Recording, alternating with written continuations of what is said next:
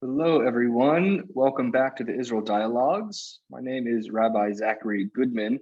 I'm thrilled to be joining you again for a really important conversation, and I'm grateful to each of you for taking the time to be with us. I want to just begin with a word of gratitude to all of our panelists, to our guest speaker today, sharing their expertise with us and allowing us to dialogue with them. I also want to send our gratitude to Arts of Canada, ARTSA, the Canadian Zionist Federation, the Israel and Golda Kashitsky Center for Jewish Studies at York University, as well as the Reformed Jewish Community of Canada, with special gratitude and words of thanks to Helena and David Fine for their gift of sponsorship. I'm going to ask, as always, David DeWitt to join me on screen now. And he'll give us a little bit of framing for the conversation that we're going to have before we jump into the dialogue. We can expect to be together here for about an hour and a half. And if you have questions at any time, please feel free to include them in the Q&A function. Not the chat, but the Q&A function found at the bottom of your screens is where we will be monitoring questions, and we hope to take as many as we have time for. David, over to you. We're in your good hands. Thank you so much, Rabbi Goodman. It's a great pleasure to welcome everyone back to the Israel Dialogues. And today we have the opportunity to have a conversation on the topic, the heart of the matter, Israel and the Palestinians. I'm about to ask Derek Pensler to take over the session, but before I do, I should inform you or encourage you all to read, if you haven't yet, the two recommended articles that were provided to us by Ahmed Khalidi, our guest for today, and he's written many other things. Of great interest is a fairly recent piece that he also co-authored with Hussein Agha, entitled "A Framework for a Palestinian National Security Doctrine and Track to Diplomacy, Lessons from the Middle East." I think any of us who are interested and concerned about the opportunities for peace and opportunity and justice in the region need to explore new areas and new thinking. Our guest today, Ahmed Khalidi, certainly has been in the forefront of that in providing us with insights into serious and informed Palestinian scholarship. And he comes to this topic not only as a scholar, but someone who's been politically active. And with that, let me invite Derek to introduce our scholar, our guest. Hello, can everyone hear and see me? Thank you, David. Thank you, as always, for organizing these fantastic sessions. It's a real pleasure to be here today, and especially to be able to introduce and to have conversation with my friend and colleague, Ahmed Khalidi. I'll just introduce him very briefly. Dr. Khalidi comes from one of historic Palestine's most distinguished families. He's educated at Oxford and London University, and currently is an academic visitor at St. Antony's College, Oxford. He's also an associate fellow and at the Center for Security Policy in Geneva, and a senior fellow at the Institute of Palestine Studies in Beirut. Dr. Khalidi has had many aspects of his career as an editor of the Arabic version of the Journal of Palestine Studies for some 30 years, an academic, but I think was especially important for our interests today, a practitioner. As an advisor to the Palestinian delegation during the talks in Madrid and Washington during the early 1990s, and also during the Cairo and Taba talks between Israel and the PLO in 1993. He's been involved in a variety of projects at Chatham House, London, involving solutions to the Israel-Palestine conflict, and has written widely on Middle Eastern and specifically Palestinian affairs in premier journals, including the New Yorker, the New York Times, the Guardian, Foreign Affairs, and the Cairo Review. He's also written or co-written a number of books, including most recently, and David referred to this, a Palestinian national security framework from Chatham House. It's a great pleasure, Ahmad, to have you with us today. Thank you for this very important, I think, very important conversation. I'm going to turn things over to Ahmad to give a brief presentation. Then he and I will have a bit of a conversation. Then we'll open things up to the panel and then to the floor. So with that, I turn things over to Ahmad with my thanks. Thank you very much, Derek. I hope everyone can hear me clearly. We're talking at a time when events are happening elsewhere that perhaps are of greater magnitude and overshadow what seems, I think, in comparison, a secondary, perhaps even parochial conflict. So I'm very grateful for having the chance to talk today, in spite of all of that. I did offer Derek the chance of copping out, but he decided to go full steam ahead. So I hope this will be a useful and constructive exchange. And I do apologize if I might say a few things that some members of the audience may not have heard before, or perhaps will find not entirely consistent with their own beliefs.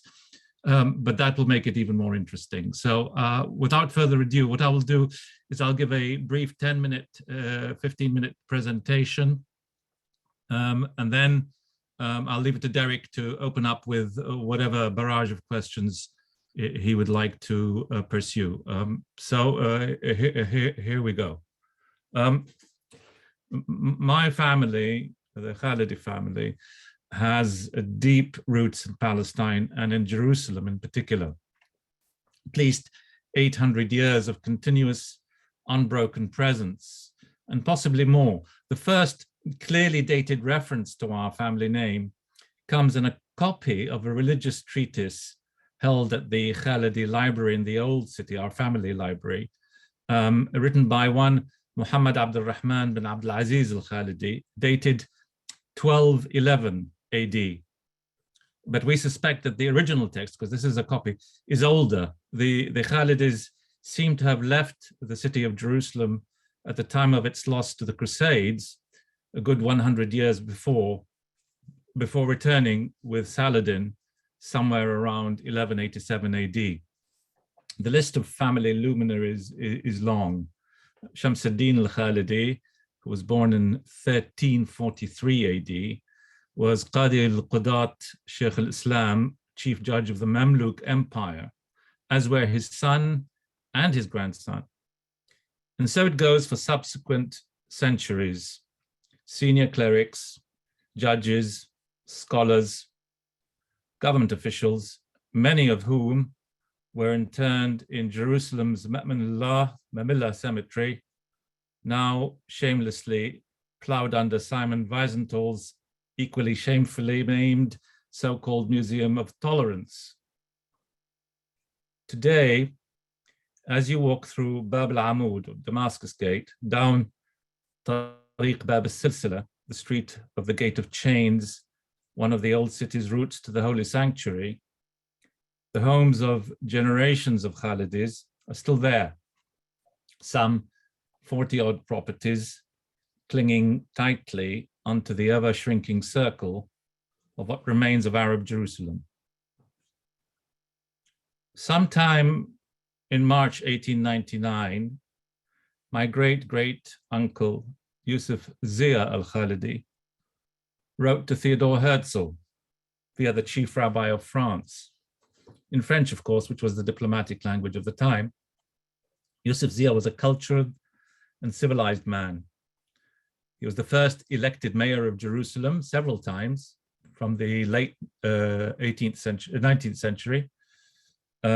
He had lectured at the University of Vienna, and he had served as Ottoman governor of Kurdistan and compiled the first Arabic Kurdish dictionary. In the spirit of a man of culture and religious belief, Yusuf Zia did not mince his words. As a man who knew his Old Testament and accepted its narrative as part of the ecumenical embrace of Islam, he understood the Jewish connection to Palestine. "Good Lord," he exclaimed, "if anyone could lay claim to it, it was the Jews. The idea," he went on, "of a reconstituted Jewish nation would be a marvelous spectacle. But unfortunately, we're talking 1899, remember, politics are not determined by pure ideals, but by brutal circumstances. And those were such that Palestine was long inhabited by another people, and that the Zionist enterprise could only bring trouble and grief. And in God's name," he concluded, "let Palestine be in peace." Herzl did eventually reply, emphasizing that the Zionist enterprise would improve the lives of the Arabs, and hinting that if there would be any opposition, the movement would indeed seek a home elsewhere. Sadly, for us Palestinians at least, that was not to be. All such niceties aside, what Yusuf Zia recognized, as did a number of Zionist leaders, very early on was quite simple. Zionism, regardless of its intentions, means, or ultimate goals, could only be built on the ruins of another people, comprising, at the time of Herzl, 95% of the population of Palestine, around 600,000 Arab Muslims and Christians, and approximately 50,000 Jews, half of whom were indigenous and half were settlers, relative newcomers. This, the fact that at the birth of Zionism, Palestine had for nearly 2,000 years been continuously Arab Muslim, the Christian Arabs, incidentally, preceding their Muslim brethren by several centuries. This is the essence of the conflict and its core. If the Zionists were to prevail in creating a Jewish Israel, this could only be at the expense of what was predominantly Arab Palestine. And the Palestinians, increasingly, by the way, defining themselves as such before the First World War, saw this from the start. So did the Zionist leaders themselves, including Ben-Gurion, who as early as 1919, had sufficient insight to recognize that the two people's claims were fundamentally irreconcilable. There is an abyss. This is Ben-Gurion in 1919. There is an abyss, and nothing can fill that abyss. We want Palestine to be ours as a nation. The Arabs want it to be theirs as a nation. I do not know what Arab would agree to Palestine belonging to the Jews. This is why, when I look at the situation today, I have to ask, the post-1967 settlements may be a curse on both peoples, but the settlement enterprise is no marginal or fringe activity. It has been backed, funded, and supported tacitly and directly by the state and all its agencies since 1967. Just as the Yishuv was the locus of pre-state Zionist movement and its agencies. From our Palestinian perspective, the 1967 occupation is not an aberration in the course of the conflict, but an extension of what happened before, pre-1948, traced back all the way to the first Zionist Congress. The fact that we continue to be in a conflict with Jews today is driven by the political struggle over Palestine initiated by a 19th century political movement called Zionism, itself a byproduct of Western anti-Semitism, not Palestinian Arab enmity. The Palestinians would have opposed anyone seeking to take over their country, regardless of race, color, legalistic decor, political belief, or religious persuasion. There is nothing complex or hard to grasp about this conflict. Had there been no Zionist claims on Palestine, there would be no Arab or Jewish blood spilt over the land. It is as simple as that. No one is blameless. Only a sanctimonious, morally blind person would claim so, or that the Palestinians themselves should be above accountability or responsibility. Yet from our point of view, we did not seek this conflict, nor were we responsible for its antecedents, Western Christian anti-Semitism and its horrific consequences. Yet what we have today is that every Palestinian alive today is either in exile or under one form of Israeli rule or domination or another, including Gaza. We have a reality in which one force, state, entity, people, determines the moves, actions, and freedoms of the other, where every relevant economic interaction, every move into or out of the space between the River Jordan and the Mediterranean Sea is determined by the dominant power and its agencies, and where the two people living on the same space that they claim as their homeland are subject to two different power relations or sets of laws or national priorities. Today, particularly the Palestinian side of the equation, may have faded from international view, and the world may certainly and rightfully be distracted elsewhere. And yet, whatever the world may think, and however low our conflict may currently be on the global agenda, the Palestinians aren't going anywhere, and neither are the Israelis. Palestinians have many problems, and they must grapple with their own dysfunctional regime and fragmented polity, and the lost path of their national movement.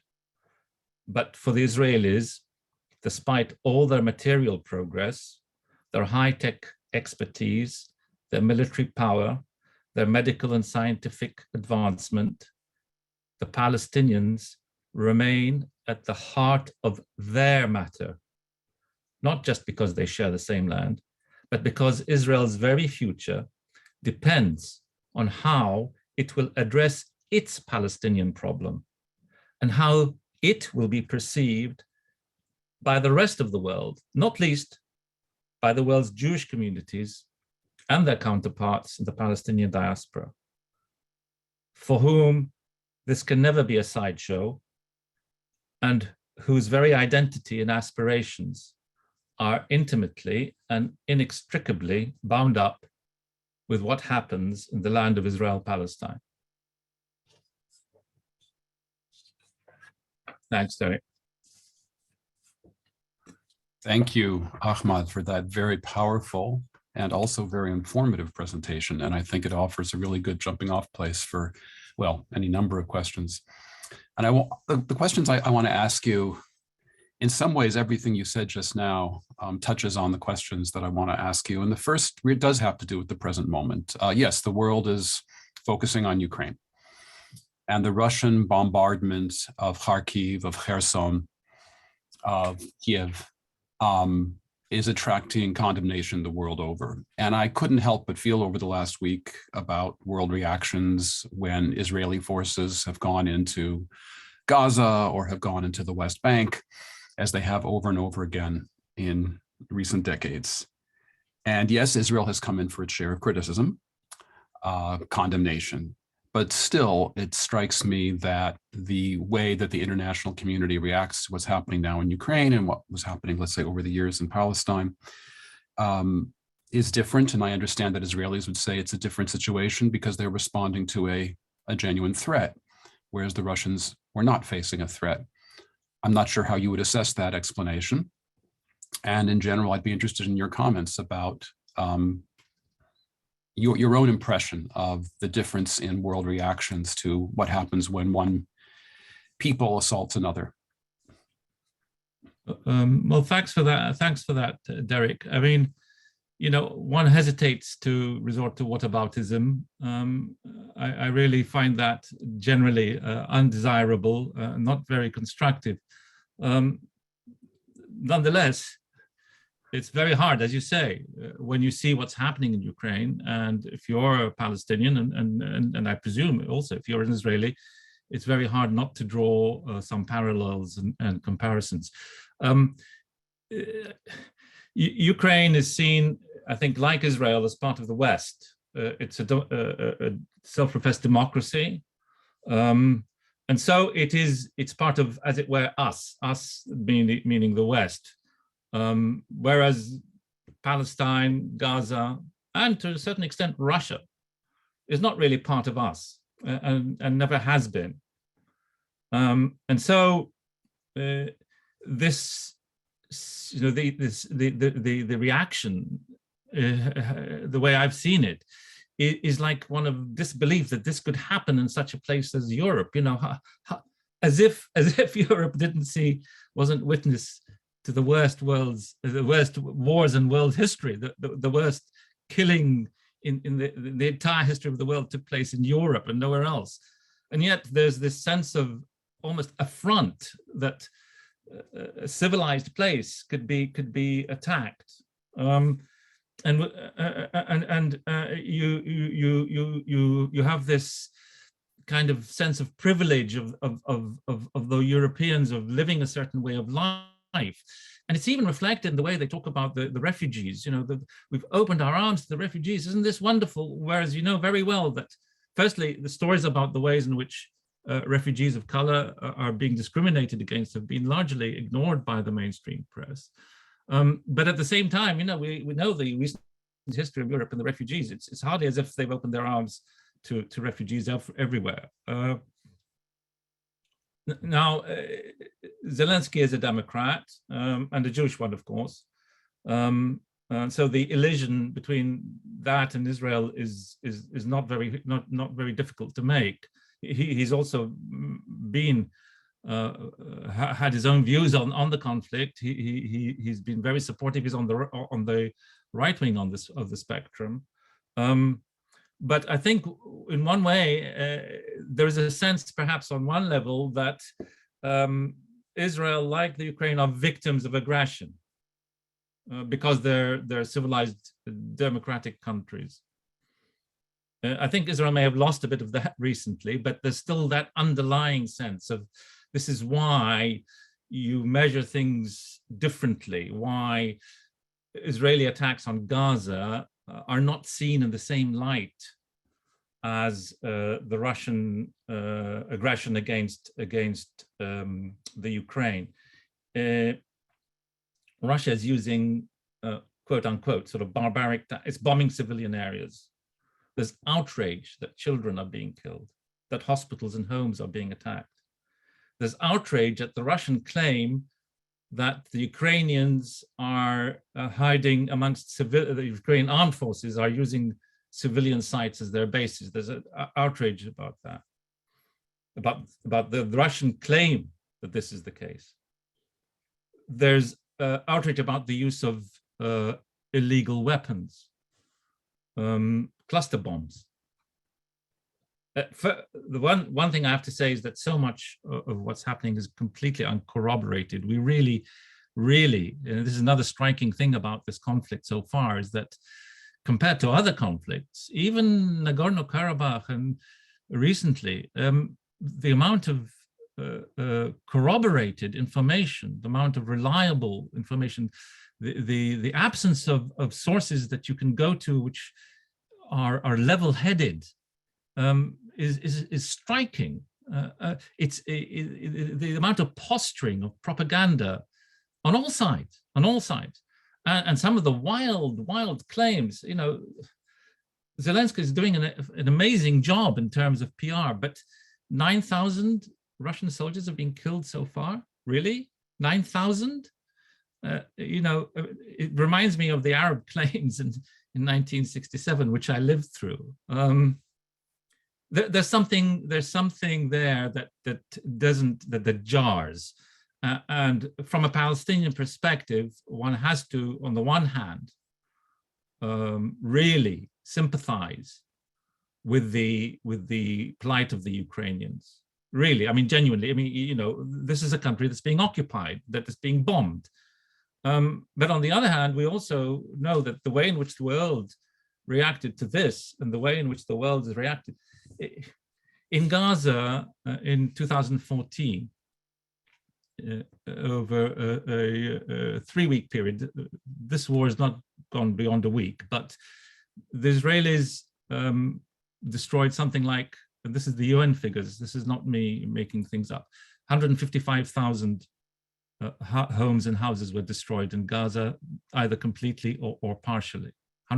We're talking about, Ukraine is 600,000 square kilometers. Gaza is 360 square kilometers.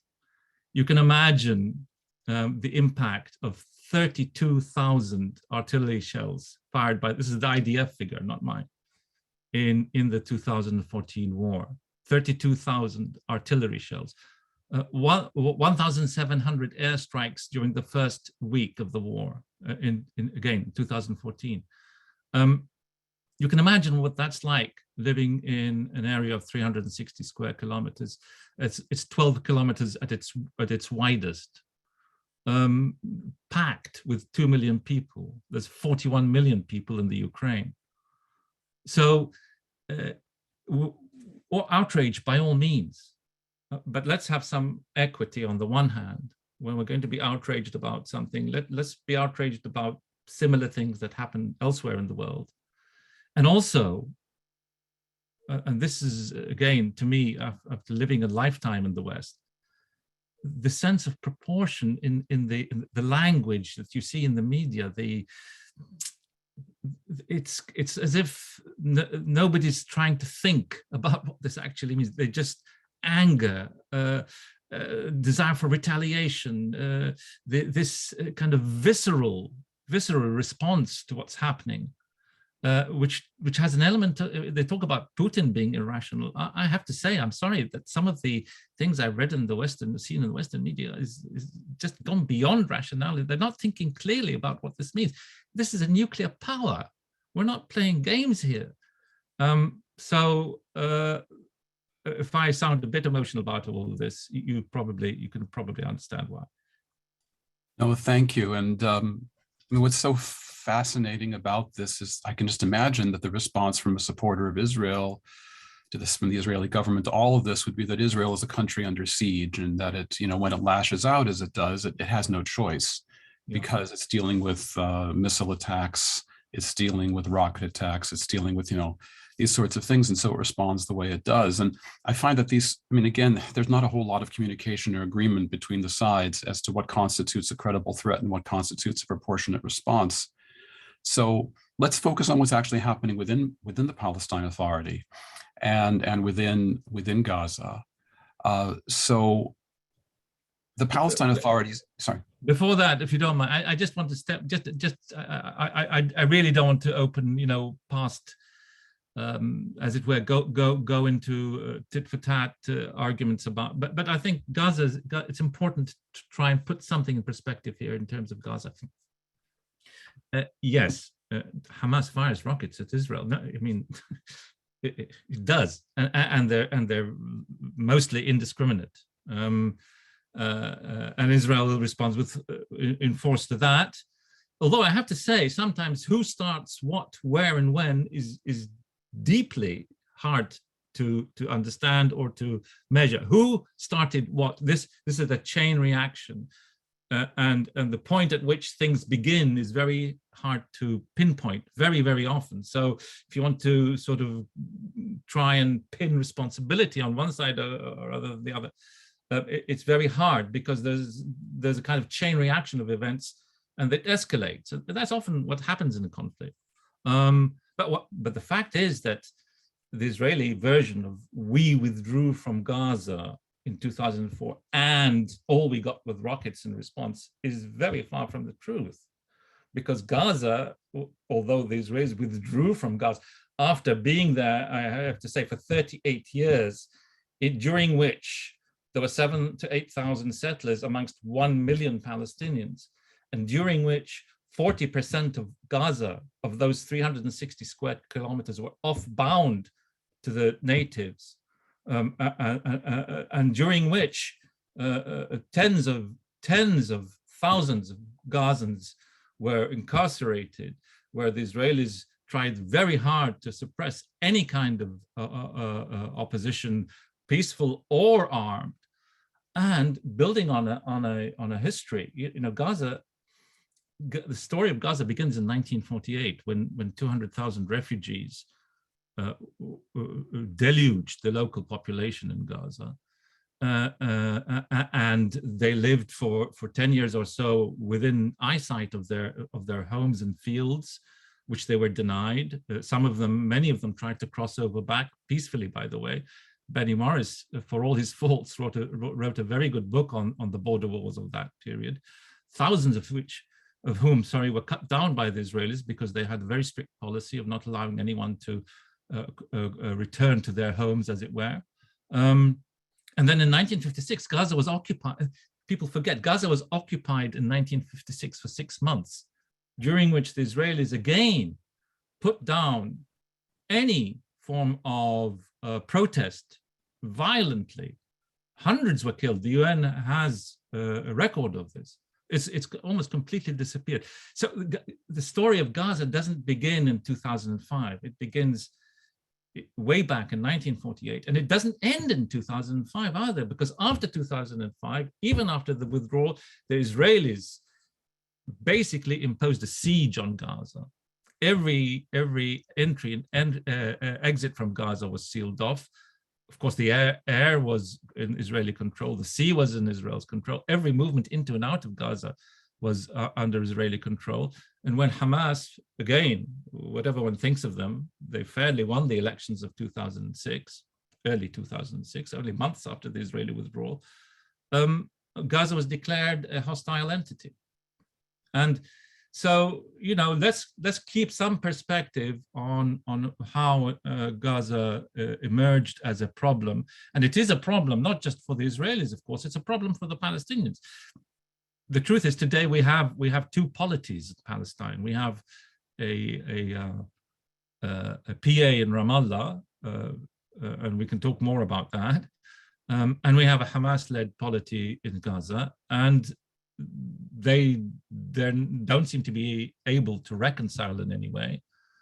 The kind of internal border between the Palestinians, as it were, is becoming almost as problematic as the borders between Palestine and Israel.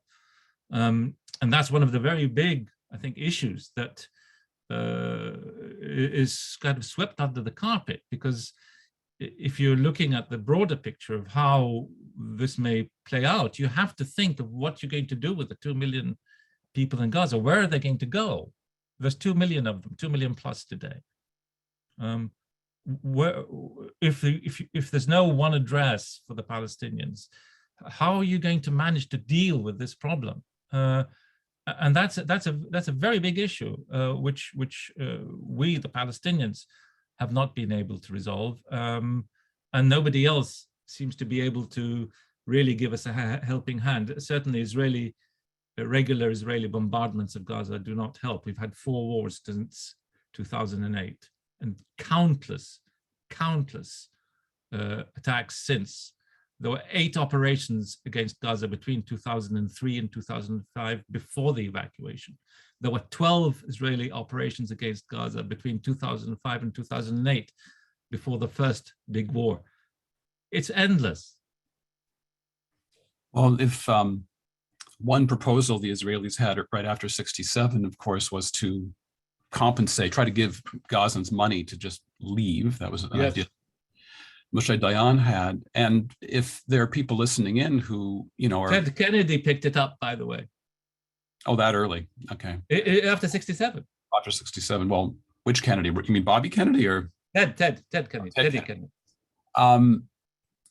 Also, if there are people who are, perhaps questioning some of the narrative you've just heard, you can actually hear the same thing from Moshe Dayan, who Yes.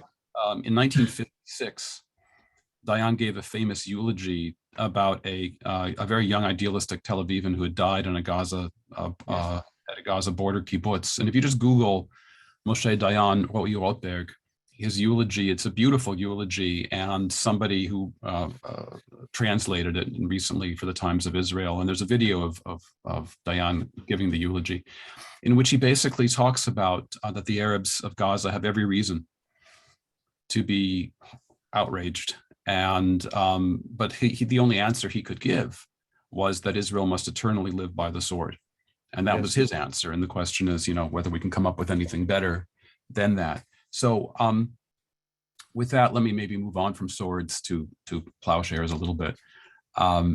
One is, it's commonly said in Israel that Israel has no partner in the PA. Palestine Authority's response for years has been that Israel is not a good faith partner because of its expansion of settlements. Relations between the two have been frozen for quite some time. Mahmoud Abbas himself is elderly and seems to be as sclerotic medically as the government of the PA is. And there's very little sign of what's going to happen in the future. So I guess my question is, especially given your diplomatic experience and understanding, whether the Palestine Authority is or can be a functioning government, whether and how the state of Israel could be itself a better partner in negotiations with the PA. It depends really, Derek, on whether you think there is a negotiating path. I very sadly, and after dedicating a lot of my life to this, whether through formal or informal negotiations, I don't see a negotiating path today. And I don't see a viable endgame that both sides can agree on.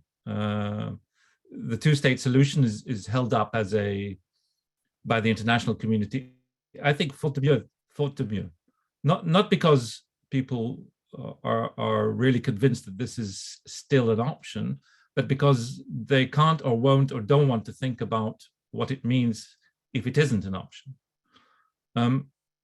I don't think the PA today is in a position to negotiate, partly because of the problem that I mentioned earlier, which has to do with the bifurcation of the Palestinian polity, but also because it has, as you rightly point out, lost a lot of its legitimacy. It's a gerontocracy in many ways. Mahmoud Abbas is 86 years old. Many of his colleagues are well into their 70s.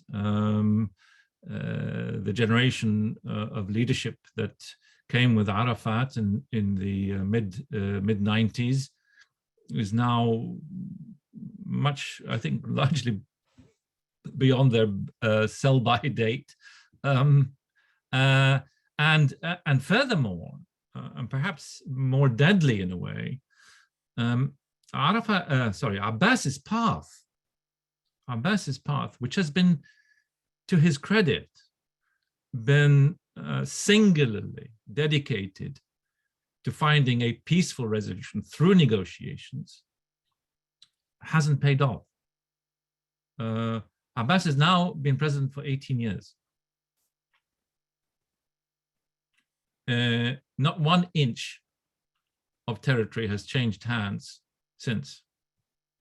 The bloody second intifada ended with when he became president in 2004, 2005.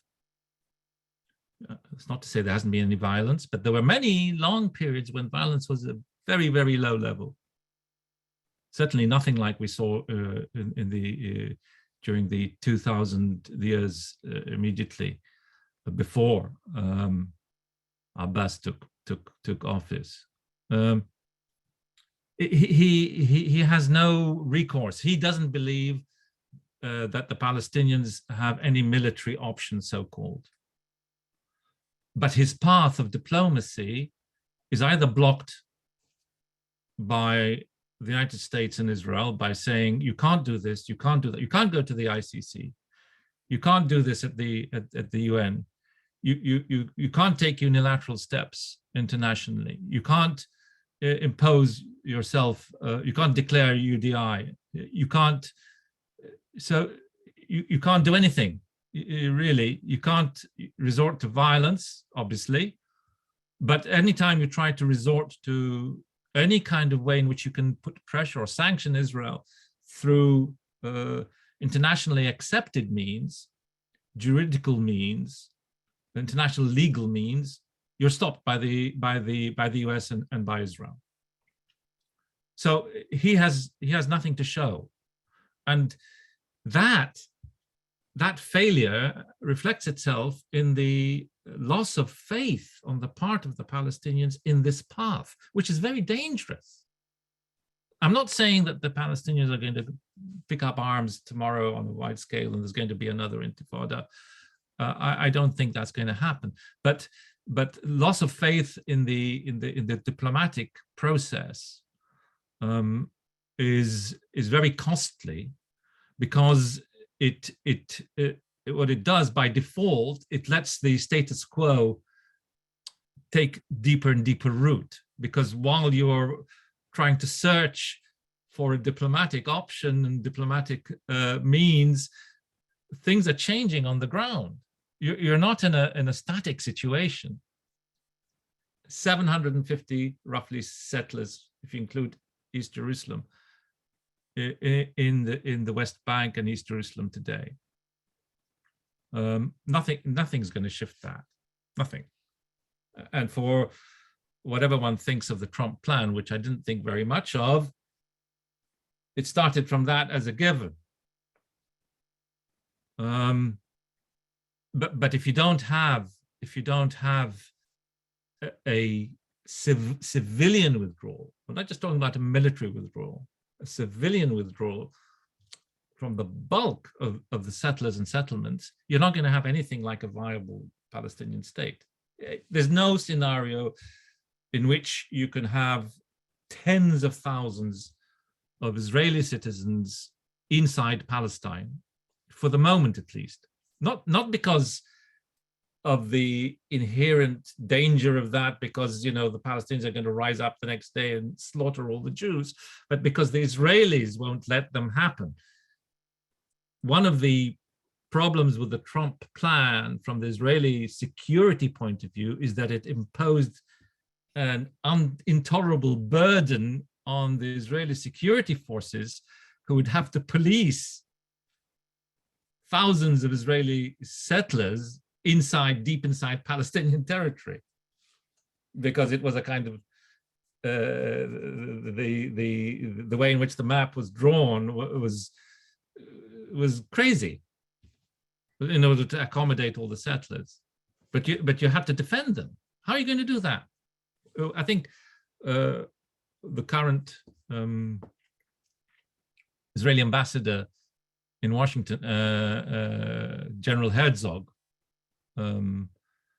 Mike Herzog, wrote an article in which he said there'll be like 1,500 kilometers of internal borders that the Israeli army would have to police under the Trump plan.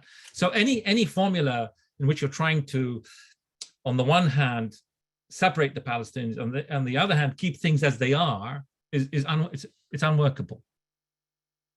So that path that this vast ship called the international community, after many years, has settled on, because, by the way, the two-state solution, which everybody mouths their dedication to these days, was not, as I'm sure you know, was not the option for decades. It certainly wasn't Israel's option for decades, and still isn't. It still isn't. This is the thing. Bennett, the prime minister, And a large part, the majority in the Knesset are against the two-state solution. So, you know, where are we going in this diplomatic process? Whatever the Palestinians think or whatever they want, it's not going to happen. And that's why we really, really, really need to think again about this and how it's going to play out. Well, although I could ask you questions for the next 2 hours, we're halfway through our time. So what I'd like to do is open things up to the panel and let people have a chance to ask Dr. Harley a question, and then, but I also hope that we can have time to take some questions from the floor. But let me first open it up to members of the panel, to John and to David, and who else? I think I've had Howard is there. Or, anyway, yeah, just, and who would like to go first? John, why don't you introduce yourself? Oh, I guess you already did, right? So Ahmed knows who everybody is, right? Okay, great. Thank you so much, Ahmed. As Derek said, the story was moving and important, and I thank you very much for it. I didn't agree with everything you said about Ukraine, but I don't even want to go there. I think the Beeb and the Economist and some other people are trying to present a more objective side of it. And I have heard lots of conversations about the nuclear problem and where it's going and what that means. But anyways, I want to set that aside. I'm one of those naive two-staters. I'm one of those people who still believe that if you had different leadership in the PA, and if the PA and Hamas could come together, lots of ifs here, and if leadership, real leadership, arrived in Israel, you know, the kind of leadership that we saw during the Oslo process, a military person who had the guts to recognize there is no status quo and recognize that the current situation is going to end badly. I still believe in it, but you don't, apparently. So the $1 million question, what's your solution? Or where, even from a Palestinian perspective, what do Palestinians really believe that Israel or the diaspora will ever agree to a one-state solution with a majority Muslim Palestinian population?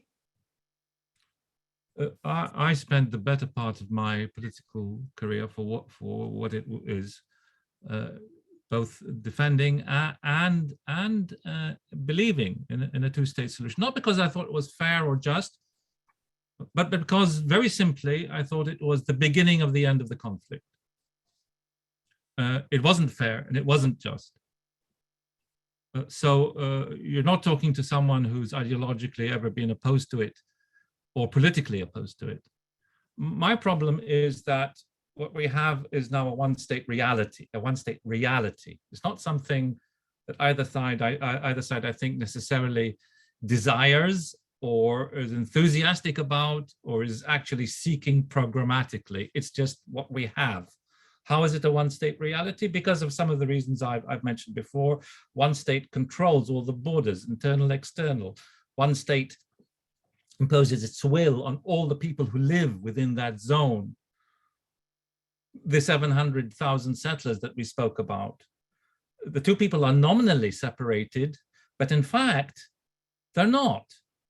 Just as the settlers have erased the green line in one direction, there is a new set of interactions between the Arabs and the West Bank in particular, and in East Jerusalem, by the way, and their counterparts, the Palestinian citizens of Israel, on the other. Palestinian citizens of Israel are buying property in the West Bank. Students from Palestinian citizens of Israel are studying in schools and universities on the West Bank. An economic dynamic is at work here. 150,000 Palestinians today work in the settlements and in Israel proper. That's feeding, you have to multiply it by 5 number of Palestinians. Even in Gaza, as part of the Israeli attempt to assuage or keep a lid on the situation in Gaza. 10,000 Gazan workers have been recently given permits, and that'll apparently go up if things remain as they are, maybe doubled. Now, this is good, but what it does, it creates an underlying dynamic. And the underlying dynamic is that of consolidation of the one-state reality. You can try and draw as many lines as you like on a map and say this is good and this is bad and this is reasonable. It hasn't worked. Peel tried it in 1937, and it hasn't worked since. Not one proposal for a two-state formula has been the point of agreement between the Palestinians and the Israelis ever since this conflict began. So I'm not saying that the one-state reality is desirable. I'm saying that it's there, and barring some truly unforeseen catastrophe or act of God, I don't see what's going to change it. There's no constituency for a significant withdrawal or change of the status quo in Israel. Not one single party of any weight is able to push through or to lead a process that will lead to a genuine two-state solution that will be the resting point, at least for the foreseeable future of this conflict. I don't see that. Military people in Israel are not for that.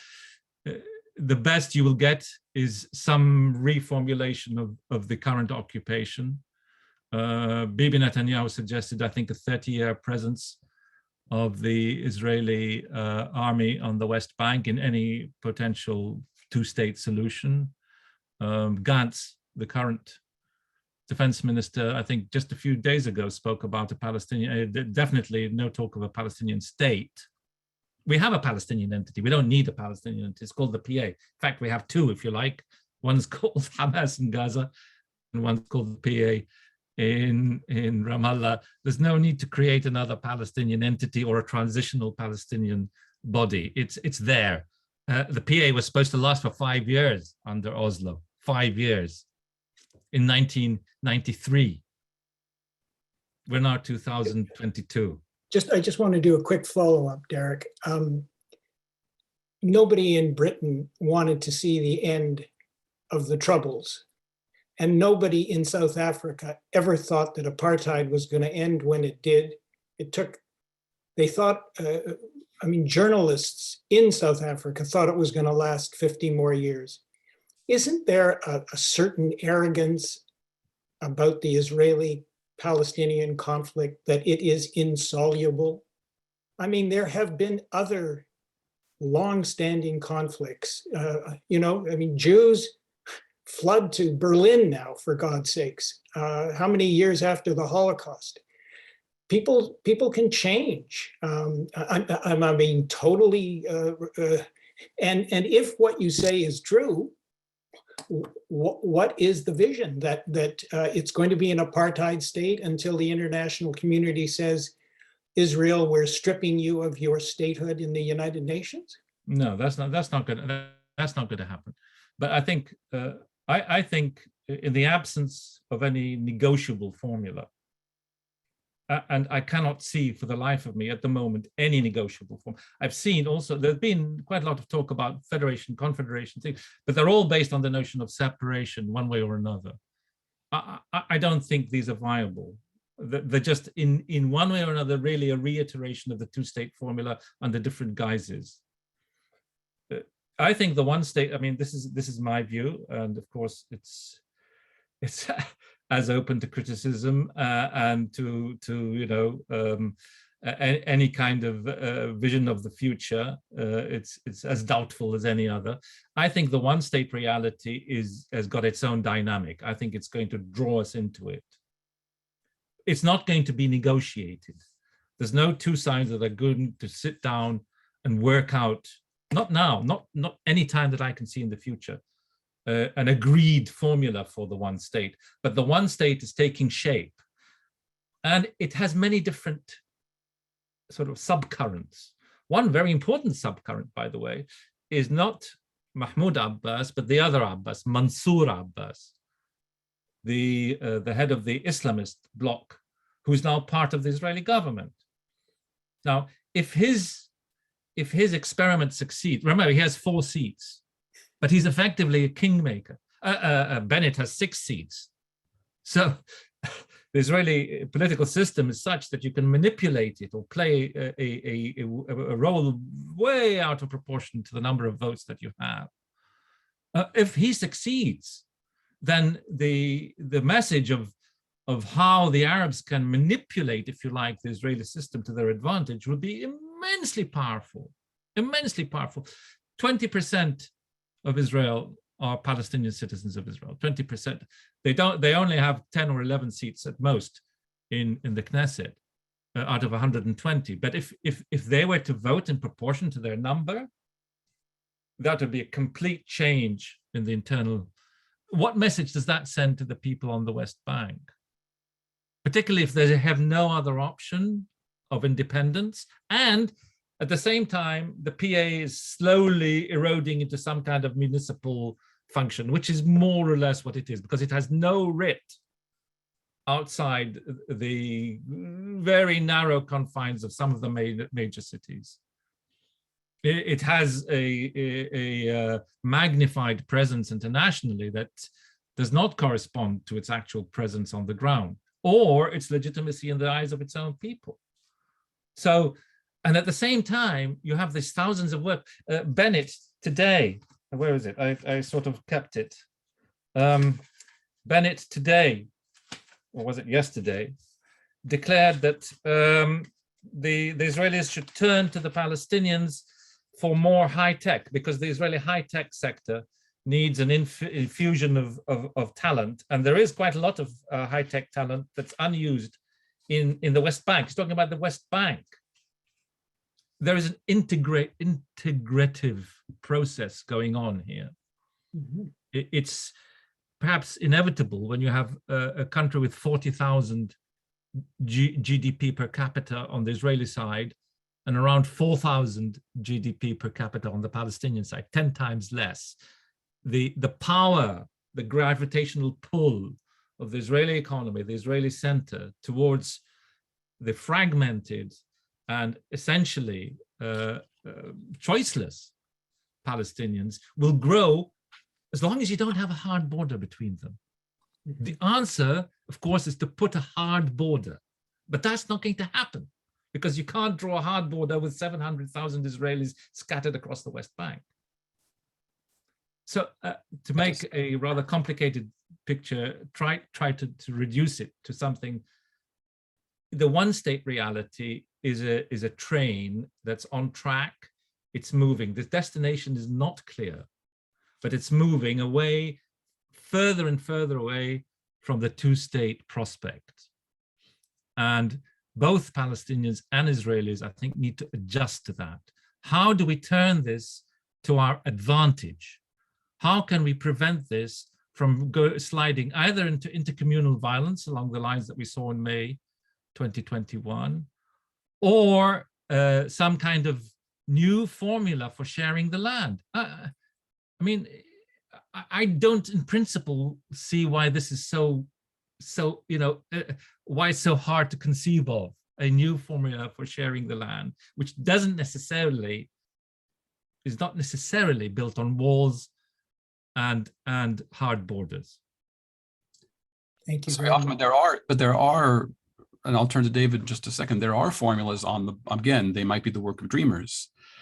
Ideas of sharing the land, one homeland, two states, and projects of this sort that talk about confederated entities, and Jews can be permanent residents of the Palestinian state, and certain Palestinians would be permanent residents of the Jewish state. And yet that does involve large numbers of Jews living in the West Bank, in this new Palestinian state, and the same issues of security and whether, there have been some comments that have come in while you've been speaking about an existential fear that Jews have about living under Arab rule, that their lives would be, constantly threatened.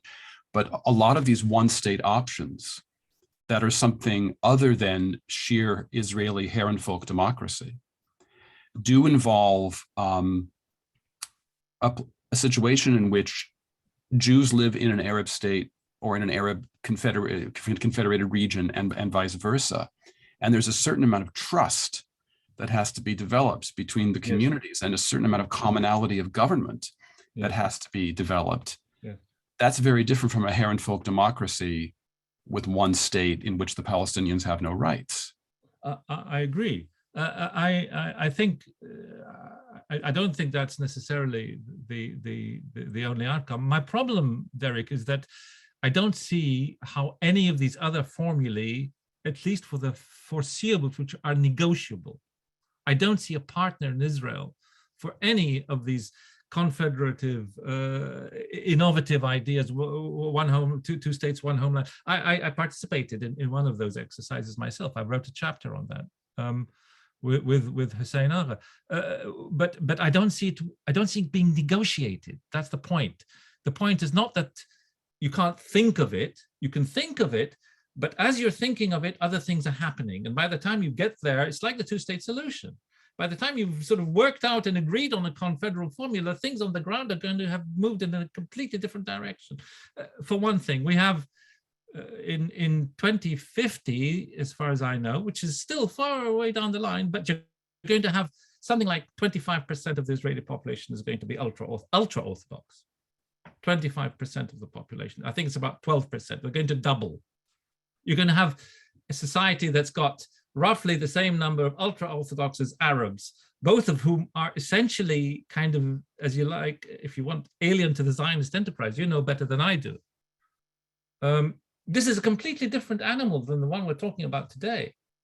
And how are they going to work things out? How is this going to affect the relations of power within this entity? How will it affect the rest of the Jewish community in Israel and its relationship with its diaspora as well? These are things that we know are very likely, statistics and population, this, I mean, they're all liable to be wrong, of course, because anything can happen. But if we look ahead, and if we look at what we've learned or supposedly learned from the past about negotiated settlements, it seems to me that these realities are the ones that are going to impose themselves, and they will create maybe new forms of relationships, maybe a new form of government that possibly we haven't thought of, but that will emerge from this one-state reality, almost as a consequence, not as a desired goal. We have a political scientist here. So David, you deal with the world of reality and not the world of ideals. So what's your contribution to trying to solve this? Well, no, I'm not going to go there. I was going to ask actually a few of the things that you raised, but Derek. But let me just take a phrase from that very good article in Foreign Affairs that you suggested everybody should read, Ahmed. And towards the very end of the article, you say, Palestinians must recognize that salvation comes from within while re-examining relations with the United States, leveraging their Arab normalization processes to Palestinian advantage, and involving Egypt and Jordan in any new talks. Agreed. Okay, that's an external context that could bring in and create opportunities. But this is the phrase that caught my eye, and it's an extension now of what you and Derek have just been talking about that I'd like you to expand on. It must redefine, it being the Palestinians, must redefine the Palestinian notion of sovereignty. Yes. What's the vision of sovereignty here? Because both communities now have articulated sovereignty in really in old 19th century terms. Yes. Exclusionary terms, yes, identified with ethnicity and religion and a particular view of history. Yes. And yet it's not being fulfilled in a very collaborative, cooperative, peaceful way. No, it can't. So then can you give a further articulation of what this idea of a new notion of sovereignty is? Well, might be. I mean, it's left deliberately vague in that piece. I can understand. I think the idea, the Palestinian notion of sovereignty emerged from a re-evaluation of the Palestinian movement's fundamental shift from a period of liberationism, if you like, which was the kind of progressive mood of the 50s and 60s of mid-20th century national movements towards state building. When in 1988, the PLO, which is the higher body in the hierarchy of Palestinian institutions, political institutions, the PA is a subsidiary body, allegedly. The PLO at that time under Arafat decided that the time had come to opt for state building, and that's why they accepted the notion of a two-state solution. And you know, whatever one thinks of Yasser Arafat, and I'm sure not many people think very highly of him, certainly not amongst this audience. I knew him pretty well. He actually reinserted the two-state solution into the vocabulary of Palestine-Israel, because at that point, it was not an international consensus. It wasn't agreed by the United States. It wasn't agreed by the Israelis. But that was the point at which we moved from vague notions of liberation towards a rather more focused notion of state building in the West Bank and Gaza, and with East Jerusalem as a capital. Now, that involved also, as you rightly point out, a rather archaic, but at the time, I think perhaps understandable notion of hard sovereignty. We want to determine what's national self-determination after all. It has to do with being sovereign, you control the land, you control your borders, you're in charge of your own destiny on your own soil. And that's inbuilt into the Palestinian notion of statehood. And it hasn't shifted since. It really hasn't, not since 1980, at least formally. One of the problems I think we point to in that article is that the Palestinians have their talking points are the same as their political goals. There's no space between what they say and what they actually want. It's exactly the same in terms of their negotiating stance. But that doesn't work anymore. We either have to agree to a completely different notion of statehood as a Palestinian state, essentially a vassal state of Israel, essentially, along the Trump lines, or we have to redefine completely what we mean by statehood and sovereignty. And I think the point I'm trying to make here is that this will be imposed on us. The latter is going to be imposed on us. The former already exists in one way or another, but the latter is going to be imposed on us, and it requires a rethink of the national movement, the Palestinian national movement, away from 19th century notions of self-determination, Wilsonian, Leninist notions of ethno-democracies or ethno-nationalism. That doesn't work anymore. And I have to say, it also applies to the other side. I don't think Zionism and democracy are reconcilable, by the way. We can argue about this till the cows come home. But you're either a Jewish state or you're a democracy. It's not going to work to be both. Not when you have 20% Arabs on the one hand and a bigger Palestinian conflict with the Palestinians on the other. So self-determination needs to be redefined on both sides, not just on the Palestinian side. And I don't see it happening tomorrow on the Israeli side for sure. And I don't think it's going to happen very soon on the Palestinian side either. But because we are, in a sense, more under pressure, I think paradoxically, we have less to lose and more freedom to think, in a way. And there is quite a lot of thought going on. None of it has come up with anything credible, as far as I can see, including much of what I'm saying myself. But I think it is the essential move now away from 19th century notions of what sovereignty, of what national self-determination means, and how you get there, what statehood means, and redefining that in a way that corresponds, or at least it can be melded with the one state reality, rather than having some fanciful version of partition, which is not going to work. Mark or Dylan, do you have Dylan? Yeah.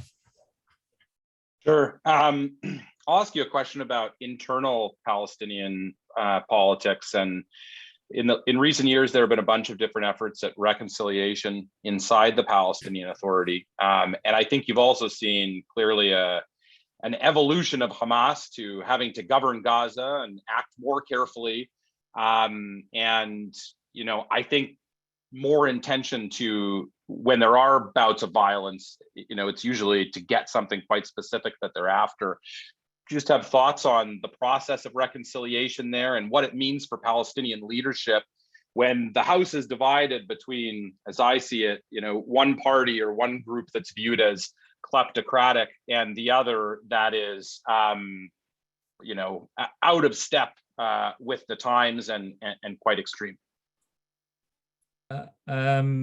This is a very, very important question. I find it very hard to see how Hamas and Fatah are going to reconcile, or Hamas and the national movement, if you like. There's an Islamist nationalist movement, and there's a nationalist movement. Some people call it secular. It isn't secular. Fatah and the rest of the Palestinian national movement, who are not Hamas, are not secular. Abbas prays 5 times a day, by the way, Mahmoud Abbas. And so did Arafat. So it's not the problem is not just one of ideology, because there is a clash. There is a essential clash between the notion of Palestine as envisaged by Hamas and the notion of Palestine as envisaged by the national movement. The national movement was ecumenical. It incorporated everybody. And this is one of the reasons for its relative success, at least during its initial phase of development. Arafat was very conscious of the need to bring in everyone under the national umbrella. So Fatah, for instance, had communists, and it had Islamists, it had atheists, it had drunkards, it had pirates, it had adventurers, it had academics, it had absolutely every color, every shape, anybody who said, you know, I'm Palestinian, okay, you're a member of Fatah. Hamas, of course, is not like that. Hamas has, and so this is one of the reasons why, by the way, why Hamas has maintained a certain amount of coherence and discipline, as opposed to Fatah, which once it was implanted into the West Bank, kind of lost its, what are we here? What are we doing? We used to be fighting against Israel. What are we doing now? They've ended up actually as a security force, as a proxy security force for the Israelis. This is the sort of grand paradox. Many of the people I knew and I worked with or grew up with, who, you know, they've become generals and colonels and I don't know what, and they're working in the Palestinian security agency alongside the Israelis, suppressing Hamas, which doesn't make them very popular amongst the Palestinian people, by the way. But this essential conflict between an Islamist view of Palestine and Hamas, by the way, although it's militant, comes from the Muslim Brotherhood, and their essential view is one of creating an Islamic society. This is what they're about. They want to Islamize the Palestinians, Islamize eventually, like all proselytizing movements, they want to Islamize the world if possible. But the national movement, under what remains of it at least, is not interested in that. They're nationalists. Can you bring them together? It hasn't succeeded. This is another thing that time after time they've tried to find a common. Hamas has actually moved closer to the national movement in terms of the two-state solution, for those who want to harbor hope in a two-state solution. A couple of years ago, their program amended their rather odious charter, And they accepted the idea of a state in the West Bank and Gaza, as long as there was no negotiation recognition of Israel. But at least they were willing to stop there. So it is a move, but it hasn't led. Why? Because Hamas wants power, and Fatah won't give up power.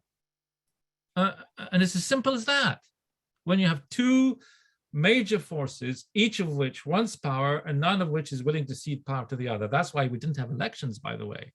There's no way that Hamas is going to allow Fatah to run in Gaza and win and take Gaza back. And there's absolutely no way that either the PA or the Israelis are going to allow Hamas to run on the West Bank and gain a majority there. So you're not going to, the Gaza has become an island. It is an effective secession, and the bridges between it and the rest of the Palestinian hinterland, as it were, are very frayed. I don't see again for the foreseeable future how this is going to be, how the two are going to be able to work together genuinely. And that's a problem, by the way, that Israelis rightly point to. How can we negotiate with you when you don't have a single address? It's a fair point. I have to say that.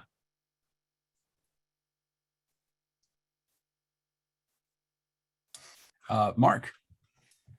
Thank you. Again, I want to echo John Allen's response, which your perspective and narrative has been very helpful to many of us who really need to hear and understand the perspective of the Palestinians through that lens. And so for that, I appreciate your comments. I just wanted to read a little quote from a book that Aaron David Miller wrote a number of years ago, The Much Too Promised Land. And David, I know the book. Aaron, yes, and Aaron was with us a few weeks ago, giving us I thought, a fairly cogent analysis of the current situation, very much sort of mirroring what you were talking about. But in his book, which was written over 10 years ago, he says the following, and I think I understand what your response may be, but I'd like to hear it in any event. He says, the idea of a Palestinian state with provisional borders, essentially creating a state in phases with substantial Israeli withdrawal from the West Bank and a commitment to negotiate and resolve borders, Jerusalem, and refugees later, has a certain appeal and may raise its head again. But it also bears a certain resemblance to the broken promises and shattered trust of the incremental Oslo process. That such an idea made it into the Bush roadmap, talking about George Bush, demonstrates that as early as 2003, solving the whole shebang was never seriously considered. Thoughts? Well, I think Aaron rightly, I mean, yes, he wrote 10, this is maybe 10 years ago, maybe even more. I think things have moved on since then, but we have a state with provisional borders. It's called the PA. It has all the trappings, I emphasize, of statehood. You know, you have a flag, you have a national anthem, you have people in rather shabby uniforms standing and saluting the president. You have, you know, he calls himself president of Palestine. There's no extra that you might get a bit more territory. Tiny bit more territory. But provisional borders, the problem is that you're not going to get it for nothing. So the question becomes, what are you going to give up for provisional borders that may become the end game before you actually know what the end game is? I'm going to go for provisional borders. You're going to give me 10% more of Palestine. But in return, you're going to ask me to do blah, blah, blah, blah, blah, blah, because nothing's for free, of course. But once I get these borders, how do I know that you're going to go any further and where the end game is? Now, if you're going to say that we're going to withdraw to the 67 lines with phase A being 3 years, phase 2 being another 3 years, phase 3 being 7 years, etc., then it starts to make sense. You're not talking about provisional borders, you're talking about a phased withdrawal. But the Israelis will never commit themselves to that, not anymore. They may have at one stage, but not anymore. There's no such thing as a phased withdrawal, and certainly not to anywhere approximating the borders that the Palestinians, rightly or wrongly, believe to be theirs.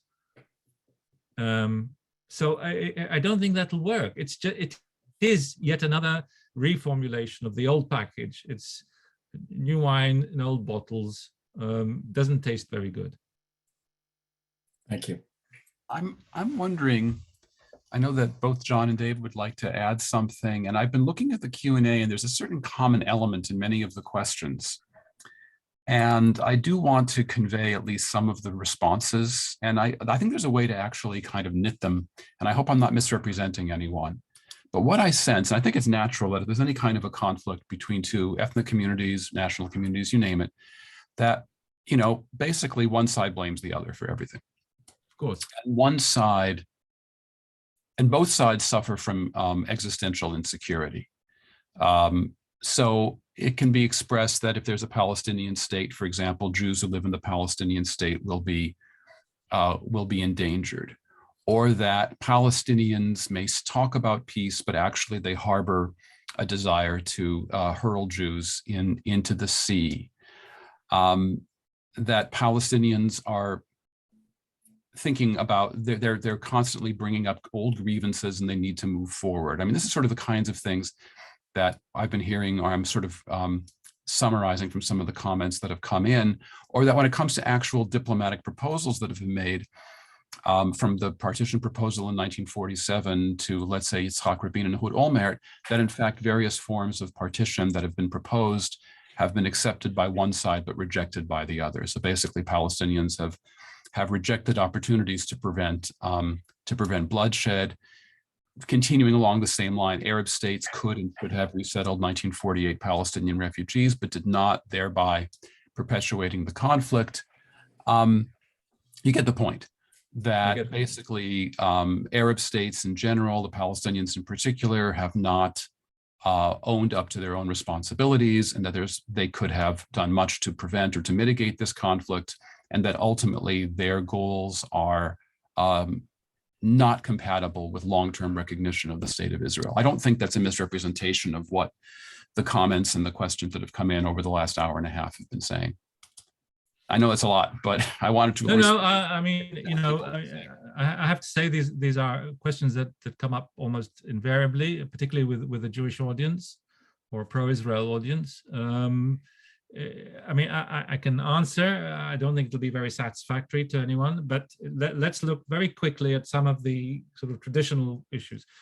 The Palestinians always refused offers that were given to them. In 1937, the Peel Commission did recommend partition. At that time, the Jews had around 5% of the land of Palestine, mandatory Palestine. That's how much the Jews owned in 1937. The Peel Commission gave them around 20% of the land. It included a clause, two clauses. One, which was that the 225,000 Palestinians who would fall under Jewish jurisdiction would, if necessarily, be forcibly transferred outside the boundaries of mandatory Palestine. And second, that there wouldn't be an independent Palestinian state, but it would be part of Jordan, that this part of Palestine that was not Jewish would go to Jordan. Now, put yourself in the position of a Palestinian leader in that era and ask yourself whether this is a kind of deal that you would find in any way attractive. You are at least 2/3 of the population at that stage, a bit more. You own the vast majority of the country. You're expected to agree to the forcible transfer of around 1/4 of your population, and you're not going to get the independent state that you want. Now, of course, it looks like a good deal, but then who's going to go for it? 1947. In 1947, the Jews owned around 7% of Palestine. They were about 30% of the population. The partition plan gave the Jews 55% of Palestine. 7% owned, 55% given to the Jews. Of course, the Jews are going to accept it. You're going to accept what you don't have. There's no compromise here. The Palestinians are supposed, the 2/3 majority of Palestine, which was Arab, is supposed to have agreed to hand over 55% of what it believed, rightly or wrongly, was its homeland to 30% who owned 7%. What Arab leader, what Palestinian leader could have accepted that then? Now, I don't want to go, I mean, there's, you know, to Camp David, we can talk about that, you know, Olmert did this and didn't do that, and whatever it is. And to give the Palestinians some credit, in 1988, they did accept partition explicitly. And they accepted a state on the West Bank and Gaza in 23% of Palestine. Well, okay, I know this was not genuine. This was a theory of stages. The truth is, the only theory of stages was the theory of stages that the Zionist movement explicitly, again, Ben-Gurion, accepted when they accepted 37, the partition plan in 1938. It was a theory of stages, because he said, this is going to be the first stage. We're going to go for the rest of it.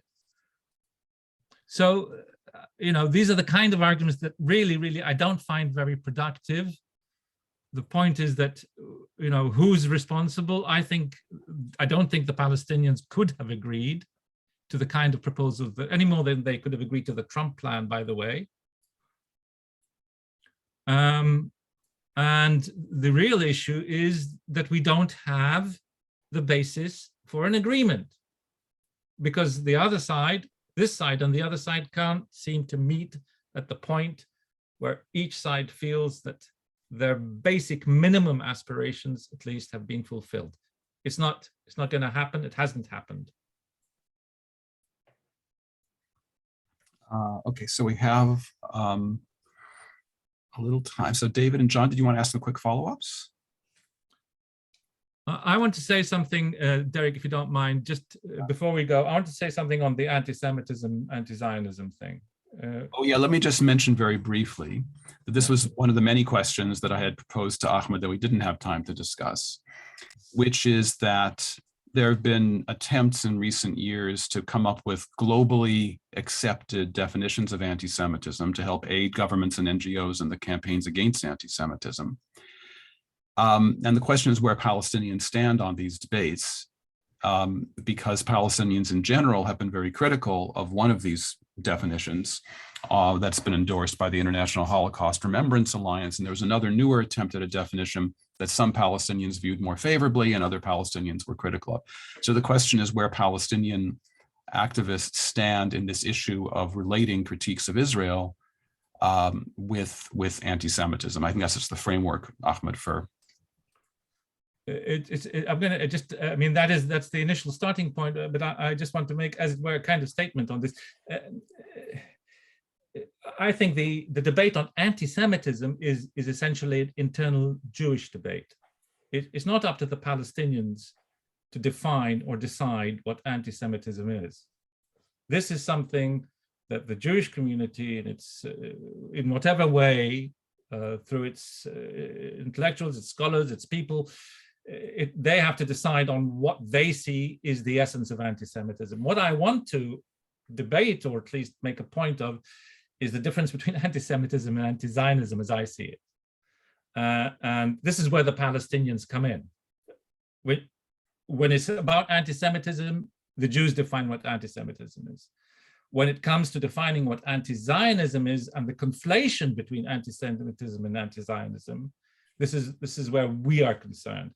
And I make no bones about it. I am an anti-Zionist. I'm an anti-Zionist first and foremost because Zionism is a political movement that dispossessed my people and myself from our homeland. I cannot be a Zionist. There's no way that I, as a Palestinian, there are very few Palestinians who ever come out as Zionists. It's almost impossible.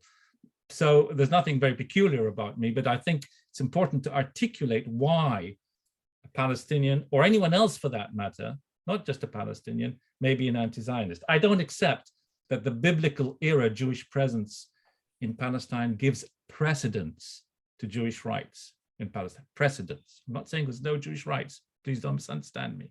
I'm saying it doesn't give precedence. I don't think it gives the Jews a stronger claim to the land. I don't think because the Jews were there during the time of the Bible and had continued to have a connection to Palestine, it doesn't mean that their claim is stronger than the Palestinian claim of a continuous presence over at least 1,500 years and more if you include Christian Palestinian presence, going back to Herod and his wife, who was a Nabatean Arab. I don't think the Palestinians, it was right or fair or just that the Palestinians should pay the price of the persecution of the Jews in Europe, which is a Christian phenomenon and not a Palestinian or an Arab or a Muslim phenomenon. I don't accept that the marriage between the Jewish Bible or Jewish biblical claims and British colonial patronage was sufficient cause for dispossessing a people of their homeland, as also an attempt to assuage Western guilt about their treatment of the Jewish people. I oppose Zionism because I think an egregious historical injustice was done at the time of the Balfour Declaration and since, when the vast majority of Palestine was Arab and their wishes were ignored. But I also oppose Zionism because I'm not fond of ethno-religious entities. And I don't believe that the basic standard of equality between citizens is met in Israel. And I don't believe that a democracy can survive without that. I don't see why a state for all its citizens is viewed as anathema in a Western-style democracy, which Israel proclaims itself to be. I understand there's a Jewish connection to the land. And I understand that there's a people there who see it as their homeland. I don't accept that this means that we are interlopers, that our presence over hundreds and hundreds of years is an aberration, and that my family has in principle a lesser claim to Jerusalem because it is Jewish land, because I am an Arab. Is anti-Semitism by any of the things I've said, any of these anti-Semitism? Is anti-Zionism by any of these criteria anti-Semitism? I sincerely believe it isn't. Yes, some anti-Semites have found refuge in anti-Zionism, but it doesn't mean that the two are the same. And anti-Zionism is not a call to genocide.